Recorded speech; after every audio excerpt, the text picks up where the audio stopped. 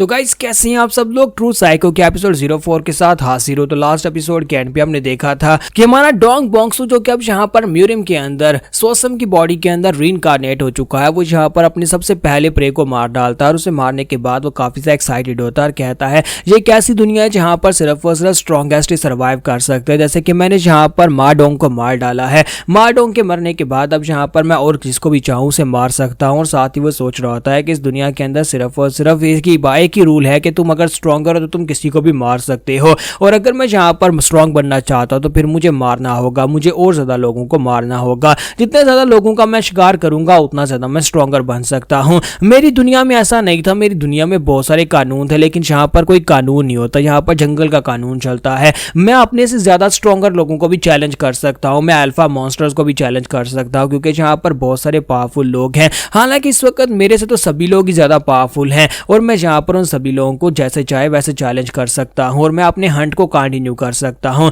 इस दुनिया के लिए तो मैं यहाँ पर एक हीरो बनकर आया हूं जो कि यहाँ पर जितने भी गंदे लोग हैं उन सभी लोगों को चुन चुन कर मार सकता हूं। तो इसी के साथ ही अब वो यहाँ पर बैठा सोच रहा होता है कि मैं इस डेड बॉडी को ठिकाने कैसे लगाऊं, क्योंकि उसने मा डोंग को मार तो दिया है लेकिन मा डोंग के मरने के बाद अब यहाँ पर अगर किसी ने आकर देख लिया और इसकी बॉडी इस लायक नहीं है कि वो यहाँ पर उसे प्रोटेक्शन दे सके तो वो कहता है कि अब मैं यहाँ पर करूँ क्या, इस तरह के कमीने लोगों को मैंने मार तो दिया है। फिर साथ ही वो कहता है कि मुझे लगता है कि यहाँ पर इन्वेंट्री के अंदर से कुछ ना कुछ तो जरूर मिलेगा, और साथ ही वो इन्वेंट्री को ओपन करता है। जब वो इन्वेंट्री को ओपन करता है तो वहां पर उसके सामने एक पोर्टल ओपन हो जाता है। वो कहता है कि ये क्या, जब मैं गेम खेल रहा था तब तो यहाँ पर इन्वेंट्री अलग तरह से आती थी, वहां पर एक टेबल ओपन होता था जिसके अंदर कुछ स्लॉट्स होती थी जिसके अंदर एक एक चीज यानी एक एक आइटम को स्टोर किया जा सकता था। लेकिन यहाँ पर इन्वेंट्री तो पूरी तरह से एक पोर्टल की तरह, ऐसे लगता है जैसे कि मेरे सामने एक दरवाजा हो। लेकिन क्या यहाँ पर इस इन्वेंट्री के अंदर रखने के लिए कोई जगह है, क्या इसके अंदर कोई स्पेस है, क्या यहाँ पर चीजों को किस तरह से रखा जाएगा। वो अपना हाथ उस इन्वेंट्री के अंदर डालता है तो उसका हाथ अंदर चला जाता है। तो वो कहता है कि इसके अंदर तो काफी सारी खुली स्पेस है, मुझे लगता है कि इसके अंदर काफी जगह हो सकती है।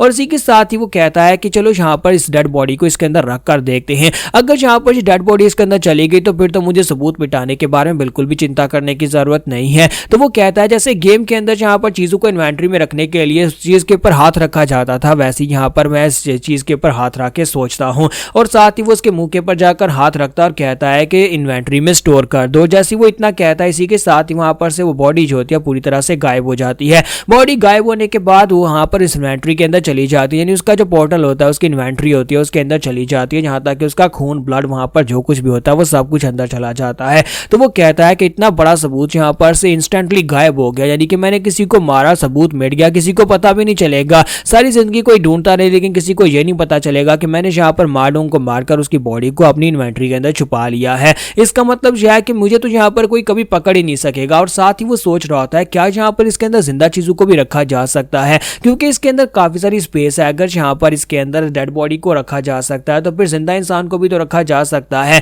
तो वो कहता है कि इसके लिए मुझे एक्सपेरिमेंट करके देखना पड़ेगा, लेकिन मैं एक्सपेरिमेंट किसके ऊपर करूं। साथ ही वो कहता है कि मुझे लगता है कि मुझे माचुल के ऊपर एक्सपेरिमेंट करना होगा। माचुल भी एक बहुत ही कमीना इंसान है। इसी के साथ ही नेक्स्ट सीन सुबह के वक्त का दिखाता है कि वो बाहर सफाई कर रहा था तो वहां पर माचुल अपने एक साथी के साथ बैठा होता है, दोनों वहां पर गप्पे लगा रहे होते हैं। और इसी के साथ ही गप्पे लगाते लगाते वो दोनों यहाँ पर इसका मजाक उड़ाना शुरू कर देते हैं और कहते हैं कि सोसम ने जब से यहाँ पर पैंग से मार खाई है तब से ये गूंगा हो गया है, ये बात नहीं कर सकता। और सोसम भी उन दोनों की तरफ ही देख रहा होता है, जबकि इसी के साथ ही वहां पर माचुल पीछे से आता है और आकर उसके सर में जबरदस्त थप्पड़ मारता है और उसे कहता है बेवकूफ कहीं के, पहले तुम सिर्फ और सिर्फ एक बेवकूफ हुआ करते थे और अब यहाँ पर तुम गूंगे भी हो गए, अब तुम आगे से कोई बात भी नहीं कर सकते। और इसी के साथ ही हमारा सोसम जो होता है आगे से है करके उसे कोई जवाब देता है तो उसे कहता है बकवास बंद करो। और साथ ही उसे कहता है कि मुझे लगता है कि तुम्हें बस किसी जगह के ऊपर जाकर मर जाना चाहिए, अब तुम गूंगे हो इसका मतलब ये नहीं है कि हम तुमसे काम नहीं करवाएंगे, अब जल्दी से जाओ जाकर उस घोड़े को गली में घुमाकर लेकर आओ, उस घोड़े को वॉक करनी है और तुम जाओ जाकर उस घोड़े को वॉक करवाओ।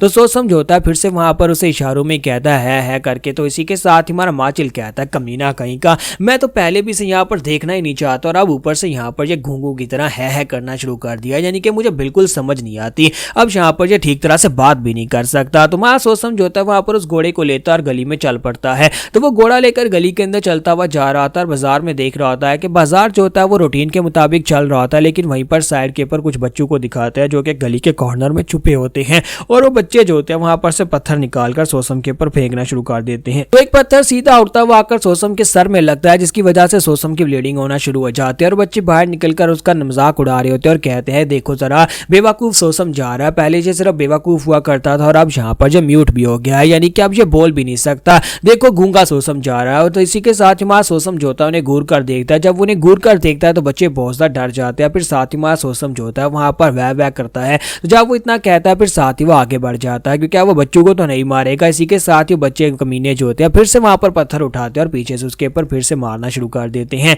और इसी के साथ ही हमारा सोसम जो होता है मार खाता खाता वहां पर से आगे बढ़ जाता है। हालांकि वो अंदर से बहुत ज्यादा गुस्सा हो रहा है, क्योंकि ये कमीने लोग जो है, चाहे बच्चे हूं या वो भी यहाँ पर म्यूरियम का हिस्सा है और सभी यहाँ पर कमीने हैं। जिसके पास स्ट्रेंथ है वो कमजोर को यहाँ पर बुरी तरह से तंग करेगा।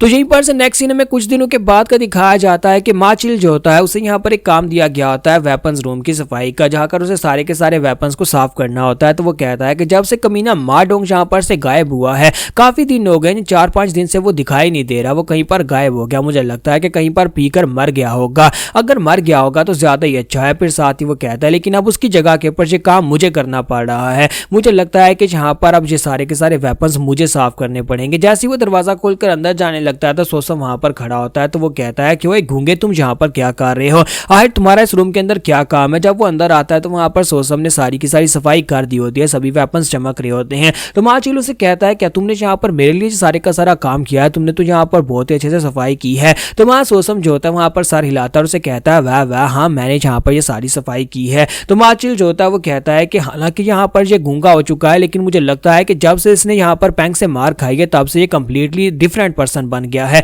अब तो यहाँ पर बिना कहे ये सारे का सारा काम कर देता है और आगे से कोई बात भी नहीं कर सकता। इसी वजह से अब यहाँ पर जो भी कहो, यानी कि जो ना भी कहो वो भी ये काम कर देता है। मुझे लगता है कि अब कम से कम यहाँ पर ये एक डिसेंट इंसान बन चुका है। तो इसी के साथ ही सोसम अपने पास से पैसों की एक थैली निकाल कर उसके सामने करता है। तो माचिल उन पैसों की थैली को खोलकर चेक करता है और कहता है कि तुम्हारे पास ये पैसे कहाँ से आए, क्या तुम यहाँ पर जो पैसे जो तुम्हारी सेविंग्स है उनमें से मुझे दे रहे हो। और साथ ही वो खुश हो जाता है और कहता है कि अब तुम्हें यहाँ पर कम से कम इतनी अकल तो आ गई है कि अपने सीनियर्स को कैसे खुश रखा जाता है। और साथ ही उसे कहता है कि बच्चे इसी तरह काम करते रहो, अगर तुम इसी तरह काम करते रहोगे और मुझे इसी तरह पैसे देते रहोगे तो तुम्हारे लिए दिक्कत बहुत ज्यादा कम हो जाएगी। और साथ ही वो पैसे पकड़ता है और कहता है चलो अब जल्दी से वहां पर उस ब्रोथल में चलते हैं और जाकर इस बार एंग एंग नहीं बल्कि इस बार चूसन के मजे लेते हैं। और साथ ही वहां पर पैसे पकड़कर सीधा ब्रोथल की तरफ चल पड़ता है। जबकि हमारा सोसम जो होता है वहां पर पीछे खड़ा खड़ा सोच रहा होता है कि बेवकूफ कही कि तुमने यहाँ पर मुझसे पैसे तो ले लिए हैं, और लेकिन तुम्हें शायद यहाँ पर ये नहीं पता कि मैं यहाँ पर तुम्हारे फ्यूनरल के लिए तुम्हें पैसे दे रहा हूँ, क्योंकि ये पैसे तुम्हें ऐसे तो नहीं मिले बल्कि तुम मेरे हाथ से आज मरने वाले हो। और दूसरी तरफ माचिल जो होता है वो ब्रोथल के बाहर पहुंच जाता है और कहता है कि हर बार मुझे यहाँ पर कम दामों में एंग एंग के साथ काम चलाना पड़ता है, लेकिन आज मेरे पास ज्यादा पैसे हैं तो आज मैं यहाँ पर चोसन के साथ मजे करूंगा। तो वो वहां पर दरवाजे पर पहुंचता है तो जो मैनेजर होता है वो उसे कहता है कि मास्टर माचिल आप यहाँ पर क्या कर रहे हैं, क्या आज भी यहाँ पर आप एंग एंग के साथ ही मजे करने के लिए आए हैं। जबकि माचिल उसे कहता है नहीं नहीं नहीं आज एंग एंग नहीं बल्कि आज मुझे चोसन चाहिए। तो यहाँ पर हम लोग अपनी एपिसोड 04 का एंड करेंगे और नेक्स्ट एपिसोड में देखेंगे कि हमारा हीरो जो है वो यहाँ पर इसको किस तरह से मारने वाला है।